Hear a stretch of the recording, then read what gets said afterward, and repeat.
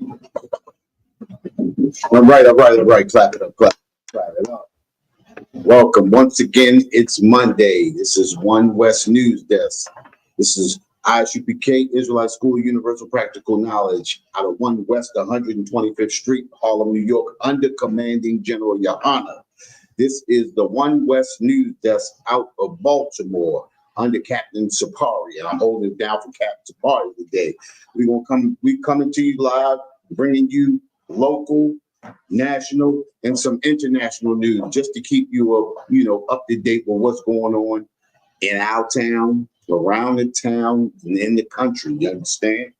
This first article I got is an article that, of course, we have issues with being here in America.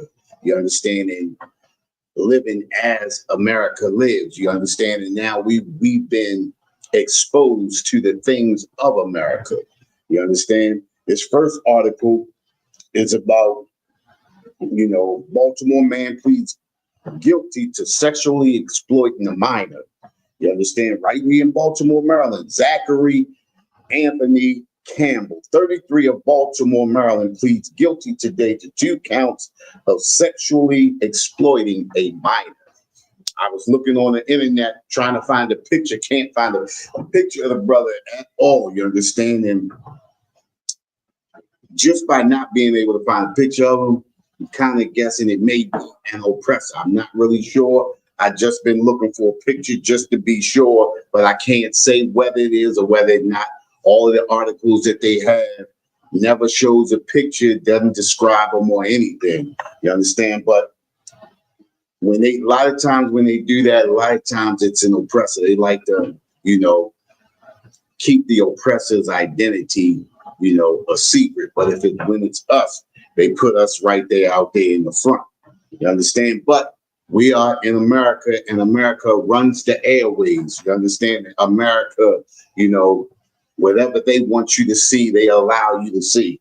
You understand? So, on with the article. Kelly O'Hayes, U.S. Attorney for the District of Maryland, announced the guilty plea with Special Agent in charge, William J. DeBagno, Federal Bureau of Investigation, FBI, Baltimore Field Office, right out there on Woodlawn. Commissioner Richard Worley, Baltimore Police Department, and the Chief Charles J. Herring, Towson University Police Department. According to his guilty plea, Campbell sexually abused an 11-year-old victim on 2 occasions in October 2023 and February 2024. Campbell recorded a video of himself sexually abusing, essaying the victim, who appeared to be sleeping. Additionally, on 5 occasions in 2023 and 2024, Campbell placed a hidden camera in a bathroom and recorded videos of the victim in various stages of undressing. Campbell saved the exploitation videos on his phone. Campbell faces a mandatory minimum sentence of 15 years and a maximum of 60 years in federal prison, followed by up to a lifetime of supervised release for these offenses. Sentencing information is forthcoming. And like I said, we've been exploited as a people. And like I said, they're not showing pictures of them, so it's a good chance it could be an oppressor. You understand what I'm saying? And the one thing we have to know is we can be in America, but we don't have to be of America. You understand? A lot of things are coming down now, and we know that World War III is already underway. America is going crazy with laws and everything that they're doing. And the thing about it is they whitewashing the history right as we speak. We are actually in the midst of history right now. Everything about so-called blacks and Hispanics is being wiped from the history books. You understand? Everybody wants America to seem like America is that great, grand, old country, and it's not. You understand? America is a terrorist country. America is a country of exploitation. America is a country of destruction. There is not a country on earth that America has not touched with horror. You understand? And it's being shown right here in these articles and everything that we see everyday life in America. America portrays itself to be the land of milk and honey, you know, the great big melting pot. But as you see, us as so-called blacks and Hispanics, we know the true deal of America. The proper thing is we have to come together. We have to take care of our home. You understand? We can't allow our oppressor to overcome us. And the only way we can't be overcome is following these laws, statutes, and commandments. But I'm gonna get back to this article right here. This case is part of Project Safe Child, a nationwide initiative. And the thing about it, right, they keep talking these, you know, Project Safe Child, you know, all of these Amber Alerts and things like this. America wants you to believe that America cares, but America does not care. America could give two hoots about anything in America. The only thing America is worried about is money and how to get it. You understand? America runs and lives for money. You understand? America runs off the so-called blacks and Hispanics, but America lives for money, and that's it. You understand? This country is nothing but a capitalistic country. You understand? And it uses its citizens as capital. You understand? As capital, period. All right, let's see here. It says this case is part of Project Safe Child, a nationwide initiative launched in May 2006 by the Department of Justice to combat the growing epidemic of child exploitation. I'm just going to say that, and abuse, led by the United States Attorney's Office and the Criminal Division Child Exploitation and Obscenity Section. The Project Safe Child marshals federal, state, and local resources to locate, apprehend, and prosecute individuals who exploit children and to identify rescue victims. Listen, if America really wanted to, you understand, catch all of these and prosecute all of these individuals that's exploiting and essaying all of these people, all they got to do is turn and look at themselves. You understand? They always talking about, listen, for the last couple of weeks, they've been talking about the Epstein files. All you got to do is open the Epstein file and you can eradicate damn near half of that. Half of everything that's going on in America, you open those files, you can eradicate that. But this is not what America wants. What America does is America lets you see it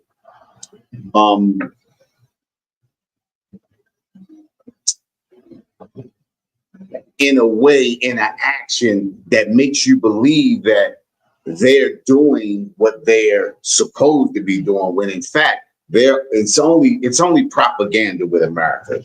They'll let you see one thing, but they'll let 20 other things go by. This is how America operates. America operates under propaganda. America is only set for destruction. That's it. This is the reason why World War III is already happening right now, because of America, because of Egypt, because of Babylon. You understand? Those are other names for America. That's the reason why these things are happening right now. These things have been happening ever since the oppressor hit these shores of so-called America. There's nothing new under the sun. What's going on now in America has always been an epidemic, has always been a pandemic, has always been a disease ever since the oppressor has hit the earth, period. You understand? Let's see here. What does it say here? It says, U.S. Attorney Hayes commended the FBI Baltimore Police Department and the Towson University Police Department for their work in an investigation. Mrs. Hayes also thanked the Assistant U.S. Attorney Paul E. Butlow, who is prosecuting the federal case. Listen, this is a bunch of bull crap. You understand? This is a bunch of bull crap. This is what America is known for. When you look back at all of these wars that America has been in, these things that they're describing right here they did it in World War I, they did it in World War II, they did it in the Civil War. Listen, this is the character, this is the DNA character of America.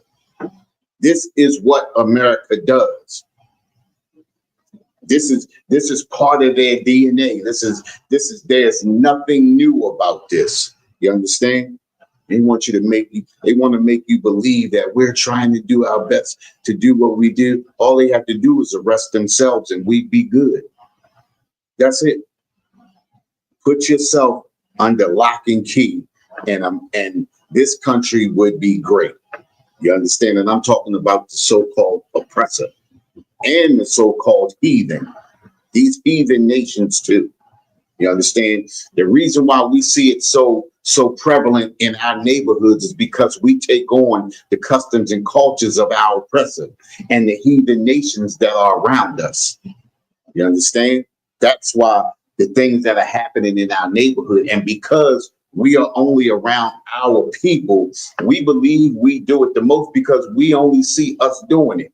When this happens amongst the heathen nations, way more than it happens amongst us. It just doesn't get publicized like it does with us, unless somebody sees it and they can't hold it under wraps. That's the only time it comes out. You understand? That's the only time it comes out. We got to understand that we are all we have and we have to protect ourselves. You understand? We have to protect each other. That's the only way we are going to survive in America. There's no other way. You understand? There's no other way. All right, I'm going to drop that. I'm going to drop that because I want to get to this. Listen. Where is it at? Oh, here we go, right here. Listen, this is a crazy one right here, right? This is a crazy article right here because this brother was deported.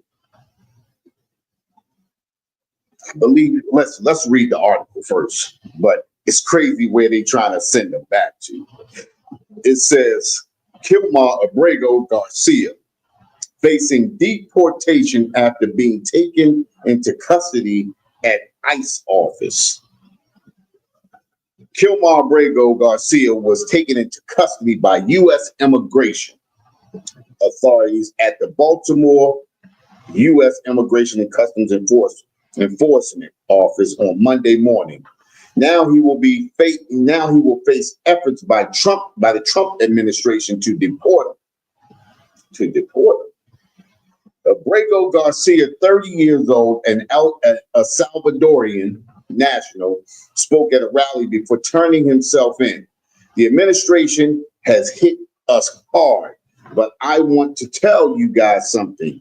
God is with us and God will never leave us, which he's right. But we have to follow the Most High. We can't follow these other nations. You understand? We have to actually do the action, not just speak it. Abrego Garcia says, speaking through a translator, God will bring justice to all the injustice we are suffering. He's definitely right about that. You understand? The Most High is going to destroy this place. After the rally, Abrego Garcia turned himself in at the Baltimore ICE office in a downtown building in Baltimore. Department of Homeland Security Secretary Kristi Noem said in a post on X that Abrego Garcia was being processed for deportation. Abrego Garcia's attorney, Simon Sandoval Marschenberg, said a lawsuit had been filed in federal district court in Maryland shortly after his detention, asking for an order that he not be deported. I expect there's going to be a status conference very promptly, and we're going to ask for an interim order that he not be deported pending his due process rights to contest deportation to any particular country, he said. Abrego Garcia was released Friday afternoon from the jail in Tennessee. Ah, damn, they took him all the way down to Tennessee. This is a horrible country. Why would you take him all the way down to Tennessee if you picked him up in Baltimore? You understand it? And a lot of this stuff that America doesn't make sense, but then again, it does make sense, because if you take them out of the way, it's easier to lose a person, and then you can exploit that person that be lost. You understand? Is what America does. Listen, America still has slaves right now, believe it or not. America still has slaves. If you living in America and you so-called blacks, Hispanics, and natives, we are still slaves in America. You understand? We own nothing in America. We have nothing in America. We have to go to every nation of people to get what we need to survive in America. We can't go to our own people for that. You understand? We have no industries in America that can sustain the nation of blacks and Hispanics in America. You understand? It says the immigration officials have said they plan to deport Abrego Garcia to Uganda. How are you going to send him to Uganda? He's Salvadorian, national. Why would you send him to Uganda? That makes no sense at all. But America never makes sense. America never makes sense. And this is the reason why these type of things happen, because this is a horrible nation. This is a nation that cares for no blacks or Hispanics or natives. You understand? They exploit at any turn. They will exploit us, and they have done it. And they continue to do it. And the reason why they continue to do it is because we think we are a part of America when we are not. You understand? Hold on for a second. 1 second, people.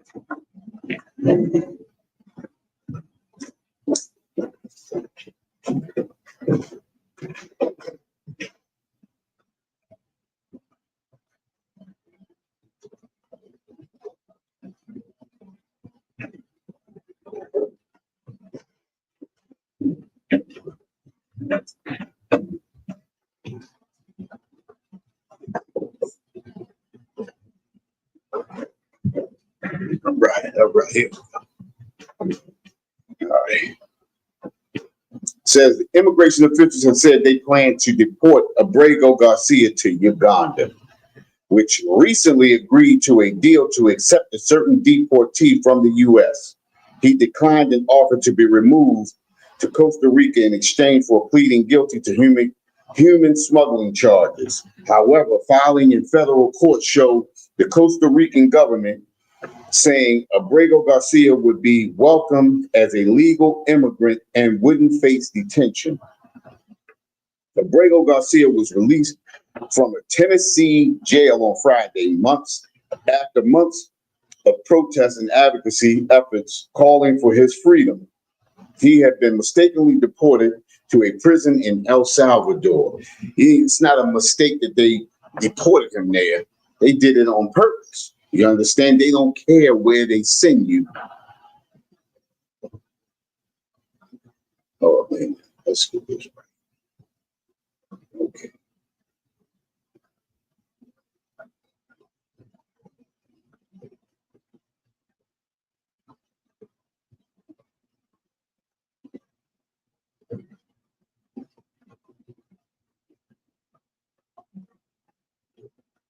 All right, here we go.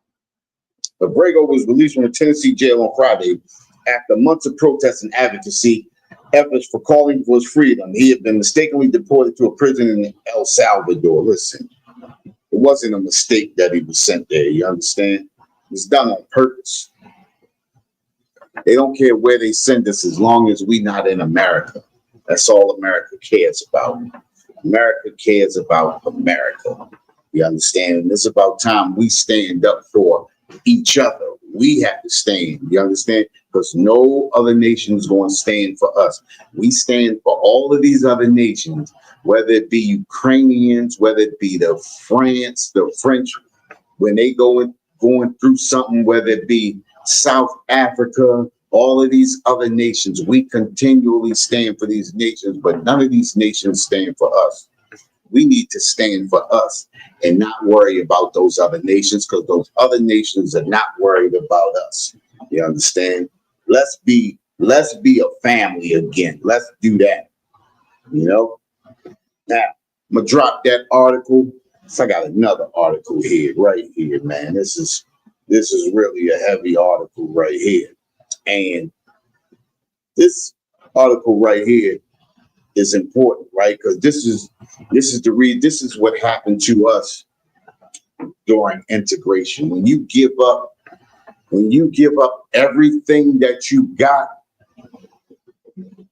anything that can help you and sustain you as a nation, when you give up that thing, you become dependent on the other nation. You become as a child, and that's how other nations will treat you when you are dependent upon them. They treat you like a child. They treat us like children. You understand? And when they treat you like a child, it's nothing that you can do. Because when you living under another man's roof, you have to live by that man's laws. You have to live by that man's regulations. And it doesn't matter if he changes his rules in mid-sentence, it's his house, and that's what he does. And by us falling into integration, this is what happens right here. Listen to this. It says, NFL Insider explained why teams allegedly passed on Shador Sanders, igniting Black Twitter. There ain't such thing as Black Twitter either. There's just Black people on Twitter, because we don't own Twitter, so ain't such thing as Black Twitter. You understand? And that's the thing that we got to stop doing too, is we got to stop claiming things that are not ours. Just like we got Bloods and Crips claiming neighborhoods that we don't even own. How can you claim something and die for something that you don't even own, that you don't even benefit from? It's the same thing with this NFL thing. We keep claiming and claiming and claiming, and we never benefit. You understand? We like little children standing at the table waiting for crumbs to fall from the master's hands. You understand? It says, back in April, Shador Sanders' NFL draft slide to the 5th round shocked fans and media talking heads. And I'm not understanding why is it shocking people. When your oppressor controls every aspect of your life, they can change any kind of rules that they want. You understand? What's going on, Alizar? Good checking in, brother. Anytime the oppressor runs every aspect of your life, they can change any aspect or any rule that they want to change. You understand? What's going on, King A? Andrew Dean checking in from Baltimore City. What's going on, Andrew? You understand? Listen, check this out, right? It said with so many teams passing on the dynamic signal caller, it felt like there was a league-wide memo to not draft the former Colorado quarterback. We said that when he dropped to the 3rd round. We said that when he dropped to the 3rd round, of course, and the league has been doing that for years. Why is everybody so surprised? Think about it, right? They didn't like the attitude of Deion Sanders. They didn't like the attitude of Shador Sanders or Shiloh Sanders. You understand what I'm saying? And it's not that it was an attitude, it was the confidence. And whenever they see the black man with confidence, They call it, the first thing they do is call it toxic masculinity. And it's not toxic masculinity. You understand? When you know your strength and you know your worth, why not stand on it? And that's what they hate. They want black men to be humble. They want you to walk around with your head down. They want you to be appreciative that you were allowed in. You understand? Now, if we had our own league, we wouldn't have to worry about this.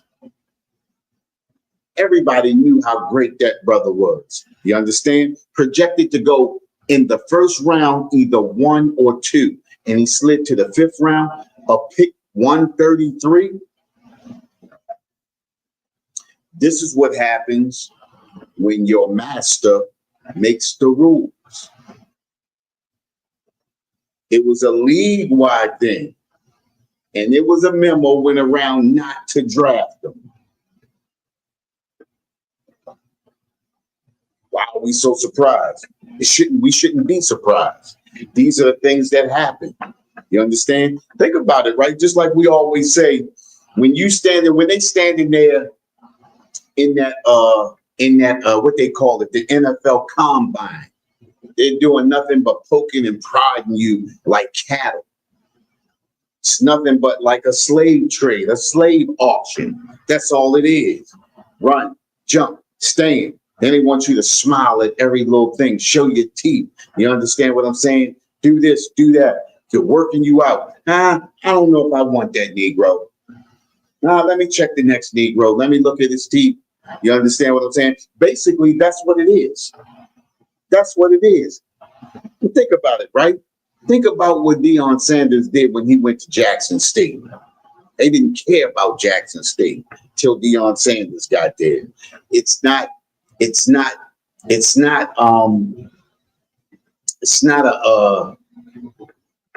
a proud thing, but it's a pride thing in bringing your people up. He made Jackson State a proud team and took them from nothing to something. Wish he would have stayed there, not went to Colorado. You understand? I wish he would have stayed there, not went to Colorado. But circumstances and things happen. You understand? And I don't know the situation, and I don't know, what caused them to do that. So I can't really speak on that. Maybe somebody else knows, they can speak on it, but I don't know. But like I said, he took Jackson State from nowhere to somewhere. You understand? And our oppressor hates when you have a black man that is confident in himself.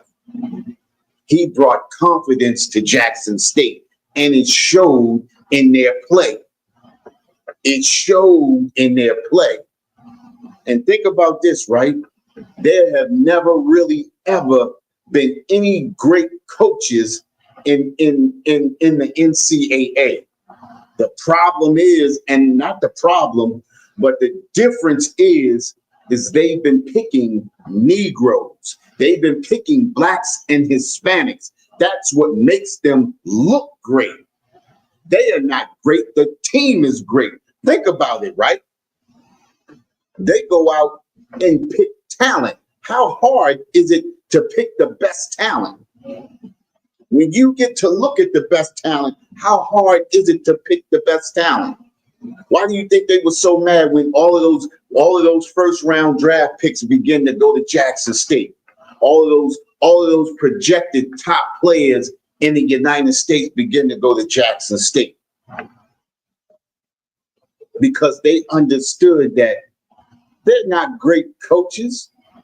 They just know everybody can see talent.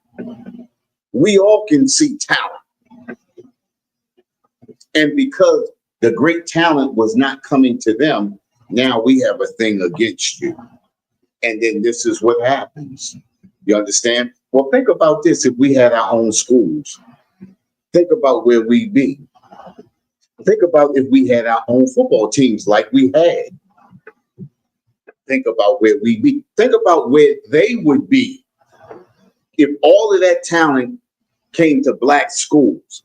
If all of that talent came to black NFL teams.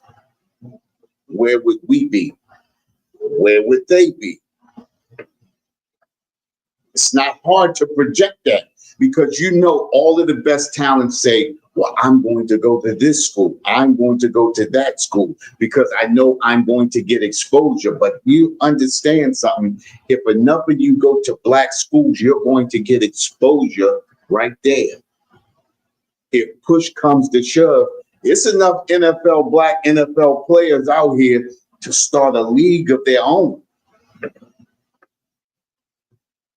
Yeah, Alizar, toxic homosexual. Yeah, toxic that. Yeah, I got you. Yeah, yep. Yeah, definitely that. Listen, man, think about all of the things that we get, and we look at these situations, and the thing about it is now it's becoming more and more evident. It's becoming more and more evident that they could care how we feel now because they know no matter what they do at this point, that talent is still going to come to them. You're still going to have blacks standing up saying, "Oh, it's no racial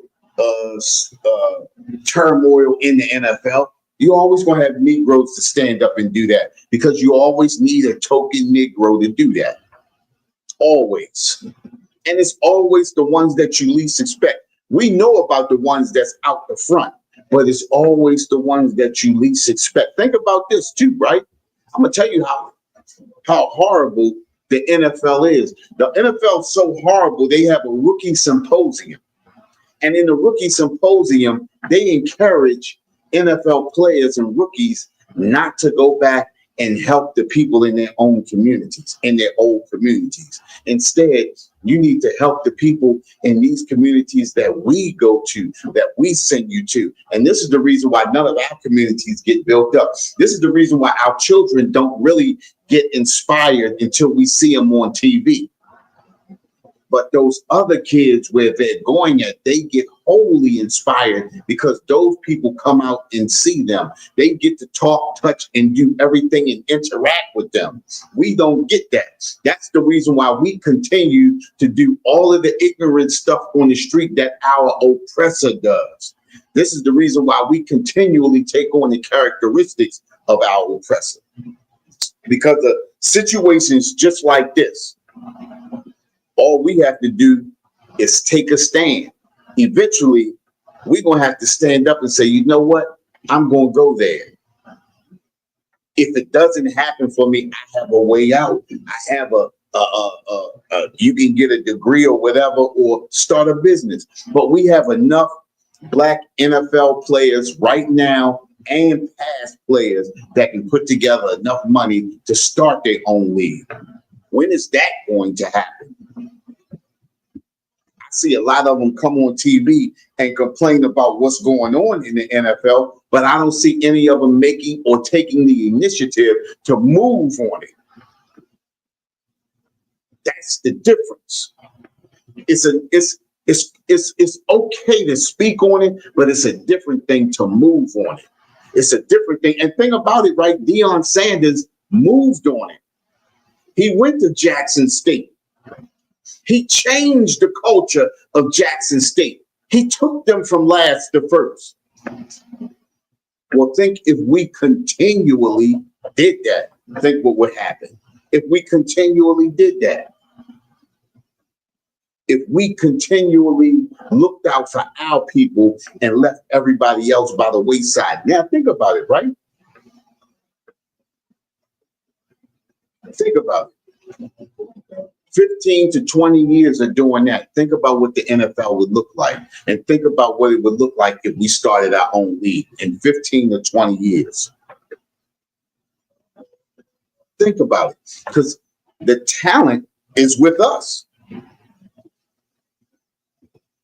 The talent is with us. Think about this, right? You ever heard Scarface song that My Block, when he says, we make the impossible look easy for Sheezy.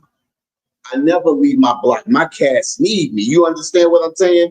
We make it Listen, the Most High has given us the talent to be who we are. We make things that they can't do, we make it look easy because it's in us to be like that. We have the talent to start our own too. We have the talent to move away from the oppressor and tear his whole kingdom down. We got that talent. We just choose not to do it. Whether it be we don't have the faith in ourselves, or whether it be a lack and being lazy. We got the talent to do it. We are the very people that make, and we say this all the time. And think about it, right? I've even heard people in the truth say, not in the truth say it, that we make America run. Everybody knows that. Well, if everybody knows that, let's make ourselves run. Let's build ourselves up. Let's stop building up the empire of our enemy. Let's do that. When are we going to stop letting them eat off of us? And when are we going to build ourselves up and then overtake them?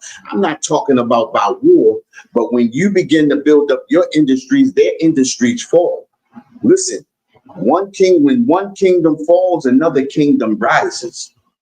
We are a kingdom in ourselves. How hard is it? How hard is it? Somebody tell me, how hard is it? It's not that hard. And every time, listen, I've been watching this brother for a long time, right? And every time I see him, everybody knew he was going to go in the top round, in the first round. A first round pick, easy. He showed his talent in the game before. He got one bad game, and now they want to be on him like that. That's what they do. But look at that. Look at that. They got Joe Flacco, who sucks. Who sucks. They got him still playing and acting like he's a top quarterback. A Joe Flacco who sucks. And the Cleveland Browns have been nowhere. Since Bernie Kosar, the Browns have been nowhere. Not even on the radar. Now you have the chance to be on the radar, but you want to continually hold up a play. This is what befuddles me. This is how silly the oppressor is. He's so silly. He hates us so much that he give up being a contending team and stay a suck team, not to give a brother a chance. The team sucks. The team totally sucks. When is the last time the Browns, think about it, right? When has the last time the Browns had multiple winning seasons? Back in the 80s into the early 90s. That's it. That's it. You've been off the radar for that long. Think about it. You've been off the radar for that long. You have the chance to build a team, and you take your evilness and say, look, I'm going to do what they ask, and I'm not going to draft them. Then on the top of it, you drafted him, and they made out on the draft. You made out on the draft because he got drafted in a lower round, which means you ain't got to pay him that much money. But you got all this talent that could make your team better immediately, and you look and turn to a Joe Flacco. I want to see how that comes out. They should be the butt of every joke every time they lose. They should be the butt of every joke in every team that skipped over. Shalom, Lord Christ, what's going on with you, brother? Oh, I hear that. They should be the butt of every joke every time they come in here. You understand what I'm saying? Listen. It says Hall of Fame running NFL running back Eric Dickerson said that's exactly what happened per a very good source. What I heard from someone that's in the NFL, that the NFL told teams, don't draft him. Do not draft him. Dickerson told LA Sports Radio, Rogan and Rodney show. Much was made about how Sanders handled the NFL draft process. The quarterback skipped out on drills at the scouting combine in Indianapolis and limited his interviews to 17, allegedly approaching the draft like a recruitment instead of a job interview. It is a recruitment. You're recruiting the best talent that you already know is the best talent. He already showed what he can do. He doesn't have to be at a job interview.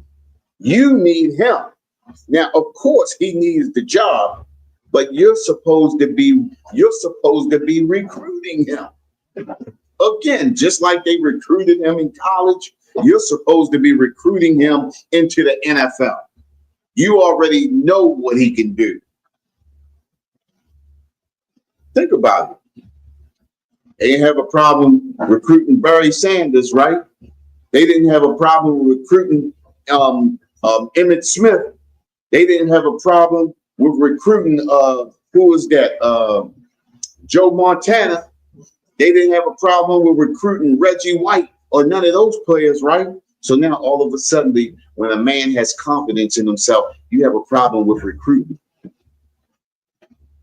America's a horrible country. But listen, we are a country held captive within a country. This country runs off of us.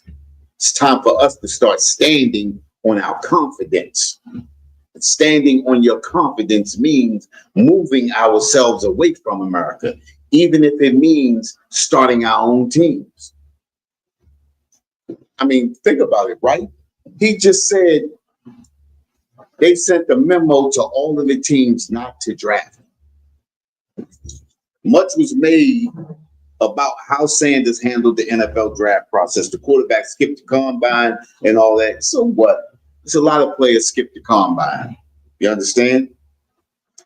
Said Dickerson says teams sought to make an example out of him because this untraditional approach, and it's not untraditional. You got a lot of players that pick teams that they want to interview for. Think about this, right? You had Eli Manning saying he didn't want to play for the Chargers, right? Said he didn't want to play for the Chargers. Guess who drafted him? The Chargers drafted him, but then they traded him to the Giants. That's how it happened, right? You had what's his name? John Elway said he didn't want to play for the Colts. Who drafted him? The Colts traded him where? To Denver. You understand what I'm saying? When it's an oppressor that does it, it's okay. You understand? When the oppressor stands up and says, "Oh, I don't want to be with that team," it's okay. But when you have talent and you have confidence in yourself, oh, that's not okay. Oh, that's toxic. Oh, that's untraditional. Right. You understand what I'm saying? And see, we so destroyed as a people, we'll stand behind that and say, "Oh, that's untraditional. Oh, he should have went to the combine. Oh, he should." Why should he? How many players? We see players every year that turn the combine down. Oh, I'm not working out for them. Oh, I'm not working out for them. We see that every year because it's traditional that some players do it and some players don't. I played all season. Y'all saw my work. That's all I'm doing. We see that many times. But when you have somebody like the Sanders family do it, oh, no. Think about Dion, right? He come out there and tell you what he gonna do, and he do it. You understand? Right. He stand on his and how hard is it? How far does the apple fall from the tree? Mm-hmm. Right. Apple falls right under the tree. It's not like his son's not talented. Both of them. But the NFL's giving them a horrible time. Did you see the player? Did you see the play with Shiloh the other day? I think they were playing. What team was they playing? Was they playing Tennessee or some team? Because he played for the Buccaneers, right? And then the tight end just kept hitting him and hitting him and hitting him, and then he got fed up and just hit him. But they didn't call a flag on the tight end that when the tight end kept hitting him after the play was over. You understand what I'm saying? Yeah. And I'm not saying that he should have taken a swing at him, but if you want discipline, you discipline both of them. And then the tight end throw his hands up and point at him.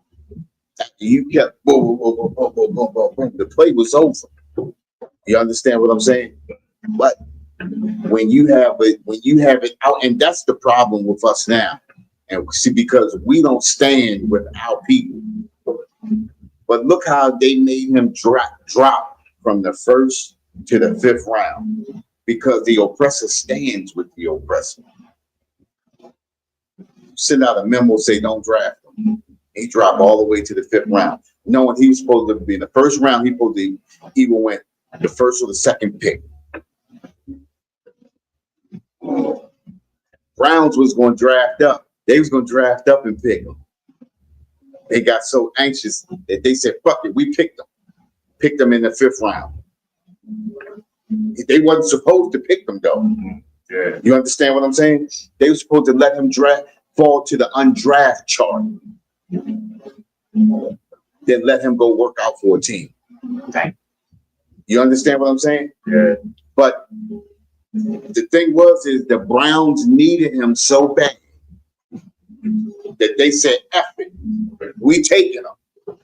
And that's what they did. They went off script because they realized how terrible the team is. They need a real signal caller. And what they had last year and the year before ain't did it. And then you got Joe Flacco. Joe Flacco sucked. He was with the Jets, right? And he sucked. Who else was he with? Joe Flacco. Who else he played for that he sucked? Nobody kept him. I thought he was retired. He should have been retired. I thought it was right. But listen, this is the same thing they did with Chris Redman. Chris Redman was the worst quarterback that Baltimore ever picked. And he was damn near still in the league up to 2 years ago. You remember Chris Redman? Exactly. Exactly. Exactly. But this is what they do. You understand what I'm saying? Oh, Yeah. not Chris Redman. Kyle Bowler. Kyle Bowler. That was his name. Kyle Bowler. You don't remember Kyle Bowler? That's it. It don't even matter. You don't even remember Chris Redman. You know what I mean? But look how long they stay in the league. Yeah. And then you take a talent like him. That's just like Jameis Winston, right? Talented. Huh? Yeah, I got it. That's just like Jameis Winston, talented. But look at the team that you put him on, and then look what you surround him with. Nothing. Makes him look bad. The same thing with what's the boy?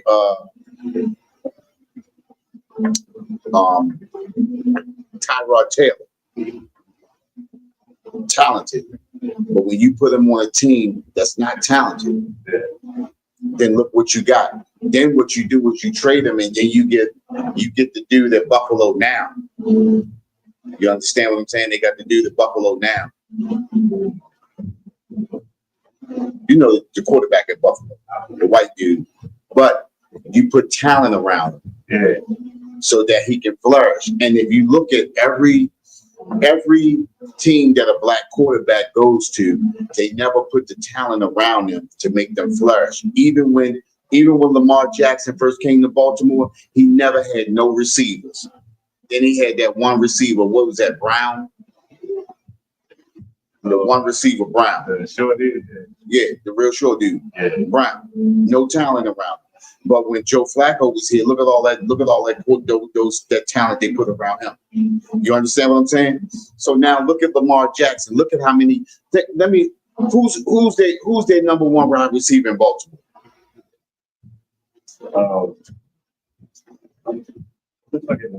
See. No, but you see, You see what I'm saying, though, right? Yeah. Who's the tight end? I think you know the tight end, though, right? Or do we?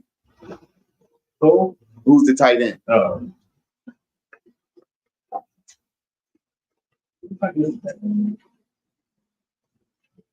You don't know because they don't. Who's the running back? Of course, Derrick Henry, right?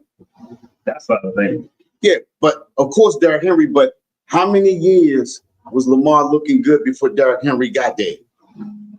How long? Who was the running back that they had before Derrick Henry got there?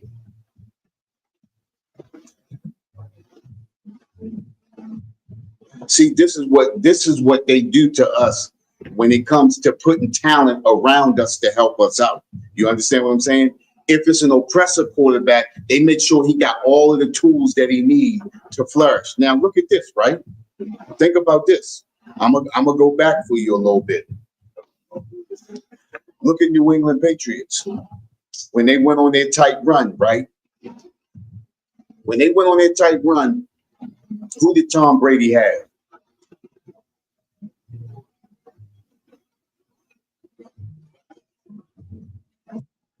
Remember, he had those two wide receivers, Troy Brown and what's the other dude name? Remember, they were the two. He had the number 1 and number 4 top receiver in the league in that year, right? That's when. Remember who went down? 2001, right? They went out and got Corey Dillon from the Cincinnati Bengals, right? And then they took the defense that what's his name? Bill Parcells put together. All of that talent they had on defense. Joe Flacco was an average quarterback, and as a matter of fact, if you look at his stats, his first 3 years, he was at the bottom. He was at the bottom of the quarterbacking list the first 3 years. He managed the team the first 2 years. But they put talent around him to make him great like he was. You understand what I'm saying? Because he was never really mobile. He listen, it was spectacular to see him get out of tackles because he wasn't mobile. You understand? When Baltimore came up on him, he got shell-shocked. When Baltimore was the only team that could go up into New England and beat them. But he had talent around him. Think about they got, what's my boy name? Randy Moss. They put Randy Moss. They got what's the name from the Miami Dolphins, and then they took Dante Stallworth from the Browns. 3 of the best receivers in the league. You understand what I'm saying? Yeah. 3 of the best receivers in the league, and then that was it. That was a wrap. You understand what I'm saying? When it comes to the oppressor, this is what they do. These are the things that we got to recognize. We don't recognize these things. This is what happens. You understand? Check this out. That's the end of the radio show. We're going to shut it down. We're going to get ready for the class. Class is going to start up. Give us about a couple of minutes to start to get hooked up for the class. And with that, shalom, Israel.